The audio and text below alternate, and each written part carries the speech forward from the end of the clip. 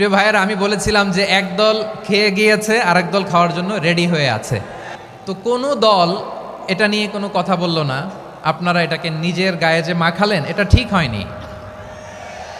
আর এই জাতীয় বার্তা যখন আমরা দেই, তখন যদি আপনি বলেন যে পারলে রাজনীতিতে আসেন, পারলে দল করে দেখান, এটা হইল? তো যশোরের প্রোগ্রামের এক ভিডিওর পেছনে আমাদের কিছু দিনী ভাইরা 6 বছর আগের এক অডিও ব্যাকগ্রাউন্ডে জুড়ে দিয়ে বিভ্রান্তি ছড়ানোর জন্য সোশ্যাল মিডিয়াতে ছড়িয়ে দিয়েছে।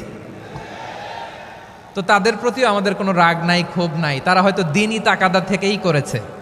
বিশাল মাঠ, আমি তো বাংলাদেশের অলমোস্ট অধিকাংশ জেলায় গিয়েছি। এই এমসি কলেজের ময়দানের মতো মাঠ আমার চোখে আর পড়ে নাই বাংলাদেশ।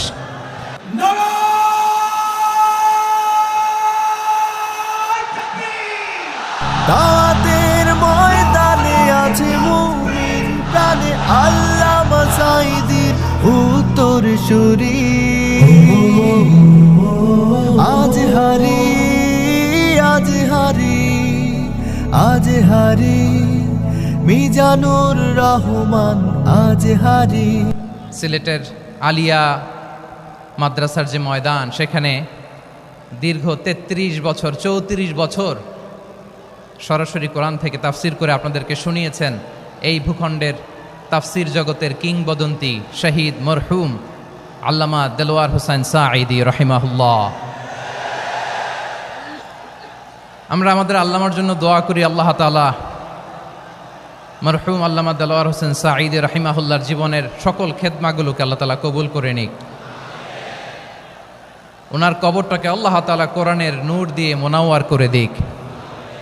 আমি আরও সৌভাগ্যবান যে আমি অত্যন্ত নগণ্য ক্ষুদ্র একজন কোরআনের ছাত্র হয়ে কোরআন থেকে যা বুঝেছি, এই কথাগুলো যখন দেশ থেকে দেশান্তরে যেখানেই যাই শোনাবার জন্য লক্ষ লক্ষ দিনী ভাইরা সেখানে উপস্থিত হয়, আলহামদুলিল্লাহ। এবং যারা আসতে পারেন না, এরকম কোটি কোটি বনি আদম পরবর্তীতে সোশ্যাল মিডিয়ার কল্যাণে তারা কথাগুলো শোনেন, আলহামদুলিল্লাহ।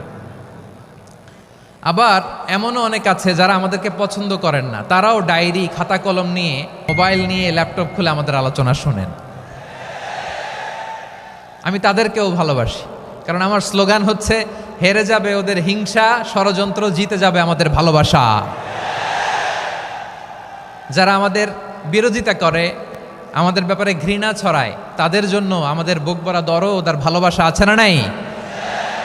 কারণ ভালোবাসা দিয়ে যা জয় করা যায়, কঠোরতা দিয়ে তা পারা যায় না। তো যারা বিরোধিতার জন্য আমাদের আলোচনা